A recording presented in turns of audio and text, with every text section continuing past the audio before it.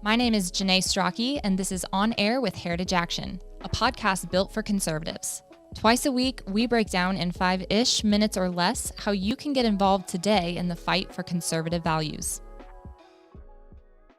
Today's Senate vote on a $40 billion Ukraine spending bill proves once again what we've all known all along. Washington's system is broken.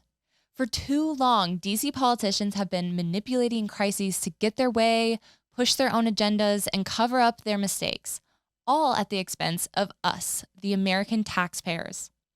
So as with many other policy proposals we have seen from the Biden administration and Democrats in Congress, this proposal is both short-sighted and it puts American interests last. We all know the situation in Ukraine is serious, and the United States should be supportive when reasonable. But this package is not up to snuff. So let's break down what's in the bill and why it falls short. First off, the size and scope of this bill is completely unreasonable and a reckless misuse of taxpayer dollars. $40 billion is a massive package. To put that amount of money into perspective, $40 billion is the amount of our Department of Justice's entire annual budget, or our combined budgets of the Department of Commerce, the Department of Labor, and the EPA. But it isn't just about the dollar amount of the package. It's about where the money is supposed to be going. The money wouldn't just go to direct military aid to help the Ukrainians defend themselves. It's also going to go to the complete sustainment and continuation of the entire Ukrainian government. Think about that.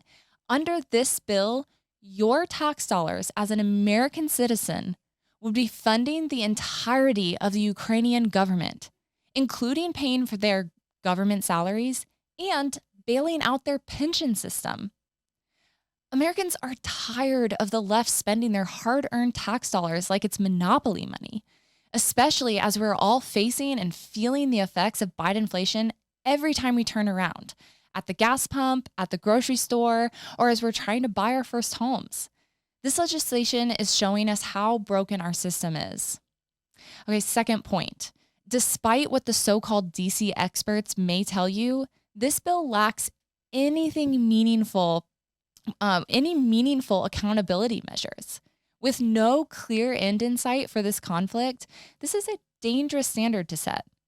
How much more are we going to be expected to pay into their government and pension system when we expect this $40 billion to likely run out in 3 short months? And will we also be expected to assist in funding reconstruction efforts as we hopefully see a Ukrainian victory? These questions bring up another. How do we account for where our tax dollars actually go? Some on the left talk about how the bill allows for an audit of the aid, but that isn't the full story. Any audit of this funding would only happen after the money is already spent. And even if we found out that it was misused, it would take another act of Congress to try and get it back. That hardly promotes accountability. And look, accountability is something that should matter to every member of Congress who says they want to support Ukraine. If you care about the individuals and the innocent civilians who have had their lives disrupted, then you should want to make sure any money spent is spent effectively to help them. Fraud, waste, corruption, and abuse are all bad things, and we should take practical measures to minimize them. Third, the legislation puts America last by undermining our own rule of law. Just like Biden did with Afghan evacuees, this Ukraine plan would fund unlawful immigration benefits here at home to the tune of $1.2 billion. These provisions not only circumvent U.S. law and set dangerous precedents, they are also not the best solution for the people they're supposed to help. Encouraging a large group of Ukrainian citizens who are not otherwise eligible to live in the U.S. to travel halfway around the world instead of taking temporary refuge in a neighboring country to Ukraine hardly makes sense. Many Ukrainians who left the country have already returned. Our policies should be focused on helping temporarily displaced persons and supporting them as they return to rebuild their country. For the Senate, which is supposed to be the world's greatest deliberative body, this is a deeply flawed bill. And is it really the best we can do? Is a package that was jammed through at the last minute without proper discussion and without important questions answered really the best we can do? The answer is, of course not. It is true that most of our elected officials were put in a bad position because of the Biden administration's mounting foreign policy blunders, from negotiations with Iran to his blotched withdrawal from Afghanistan to his soft on China stance, his weakness with Russia. Biden has long been inviting adversaries and allies alike to question our strength as a world power. Now, Congress and the American people are being forced to backfill our failed commander-in-chief and fund bad policy to restore our position in the world. This bill is a result of a lack of leadership and a failure to define and communicate realistic policy goals. The administration and Congress need to go back to the drawing board when it comes to Ukraine. We need to elect leaders who will keep America strong and safe. We need to pass aid packages that protect our interests, that fit with our comprehensive strategy, and that are narrow enough to protect our taxpayer dollars from misuse. We need equal cooperation and contributions from our European partners to address a problem that most impacts the continent of Europe. And the aid money we do spend should be spent wisely, with adequate oversight and accountability. This bill is $40 billion. But because American leadership lacks clearly defined goals, it might as well be a blank check.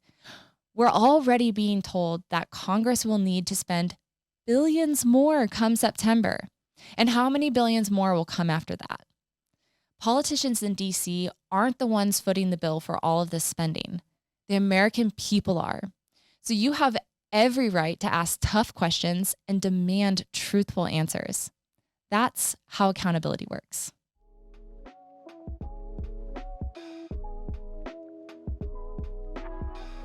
That's it for another episode of On Air with Heritage Action. Thank you for tuning in. If you like what you heard in today's episode, please click the follow button. If you want to receive a text message each time a new episode airs, text podcast to 51776 and you'll never miss an episode. That's podcast to 51776.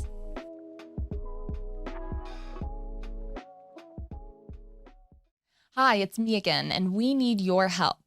If you like the insights and activist resources we are providing, please take 1 minute and help us spread the word. Share this episode with friends and family on social media, email, or text. We need everyone's help in the fight to hold Washington accountable. And don't forget, you are also able to subscribe and listen to episodes on your smartphone. Just open up your favorite podcast app and search for On Air with Heritage Action. Click subscribe and download episodes so you can take them with you on the go. It's the best way to make sure you never miss a thing. Thanks.